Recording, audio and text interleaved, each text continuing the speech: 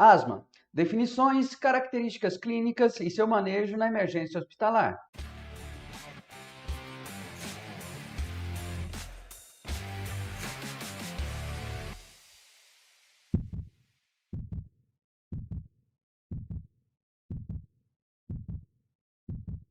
Você está no MedMax Correlações Clínicas. A asma, por definição, é uma doença inflamatória crônica das vias aéreas. Essa condição é caracterizada pela hiperresponsividade brônquica e obstrução variável do fluxo de ar. As crises asmáticas podem ser desencadeadas por diferentes gatilhos, o que desencadeia o processo inflamatório e, consequentemente, os chamados broncoespasmos, que são as contrações do músculo liso das vias aéreas. Observe nessa figura o comparativo entre a espessura da parede das vias aéreas de uma pessoa normal com a espessura da parede das vias aéreas de uma pessoa asmática. Nessa outra figura, podemos perceber a diferença na espessura da parede das vias aéreas em função do processo inflamatório, além de que o indivíduo em uma crise asmática vai apresentar a contração da musculatura lisa das vias aéreas, diminuindo ainda mais o fluxo de ar. Os principais gatilhos que disparam as crises asmáticas são alérgenos inalatórios, infecções virais das vias aéreas,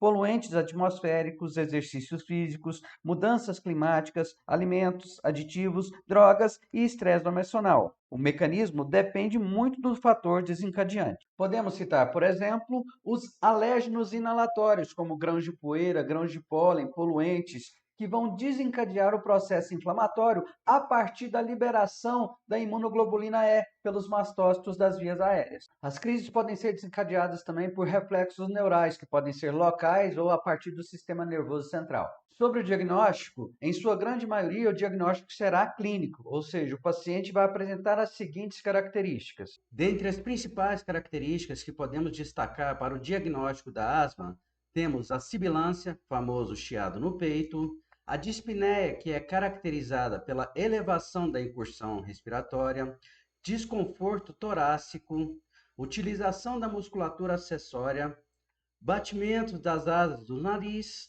e dessaturação. Duas situações clínicas que valem a pena ser observadas. Primeiro, nem tudo que sibila é asma. Existem outras situações clínicas que podem levar ao sibilo. Segundo, algumas situações clínicas de asma grave podem vir desacompanhadas do sibilo, o que pode induzir o profissional da saúde a subestimar a gravidade da situação.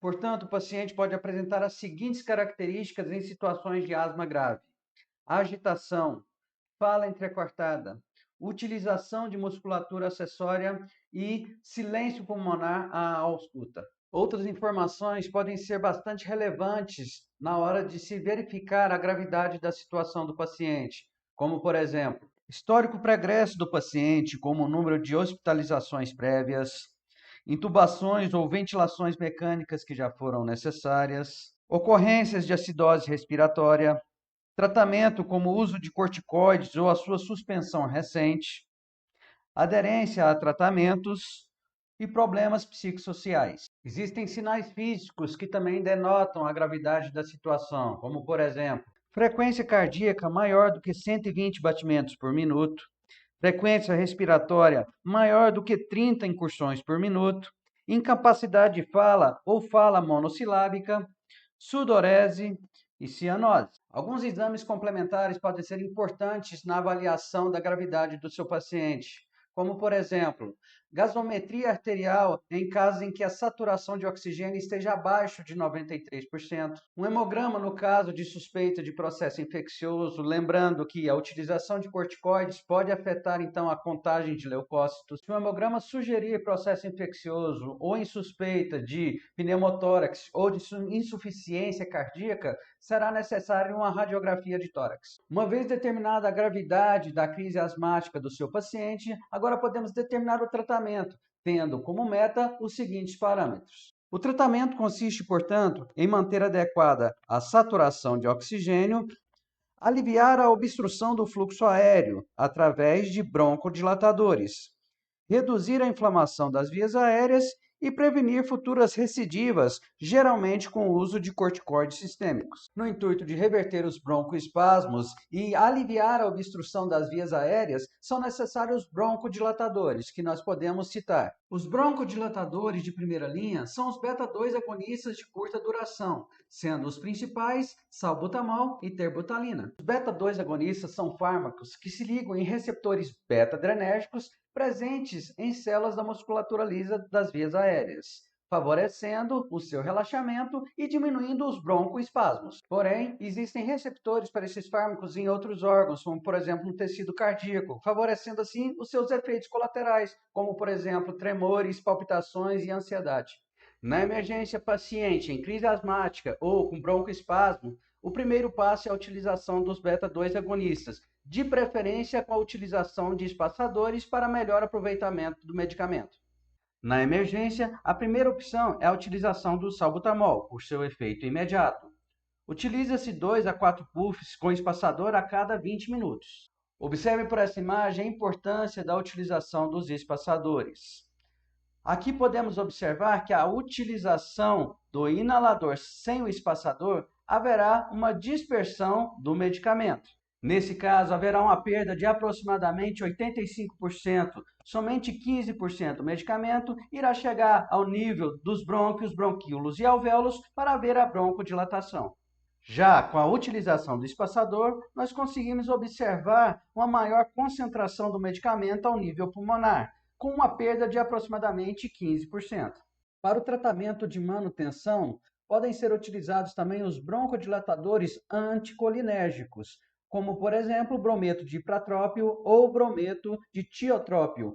Diferentemente dos beta-2 agonistas que se ligam em receptores beta-adrenérgicos, os anticolinérgicos se ligam em receptores musarínicos, que é do sistema parasimpático, prevenindo então a contração da musculatura lisa das vias aéreas e prevenindo os broncoespasmos. É comum na emergência médica a associação entre os beta-2 agonistas e os anticolinérgicos, uma vez que você vai ter uma cobertura mais ampla de broncodilatação do seu paciente, sendo que os beta-2 agonistas têm um efeito mais imediato, enquanto os anticolinérgicos vão ter um efeito mais tardio. Além disso, os broncodilatadores anticolinérgicos, nós podemos utilizar a administração via subcutânea em casos de emergência no resgate e nós podemos utilizar via oral para casos de manutenção.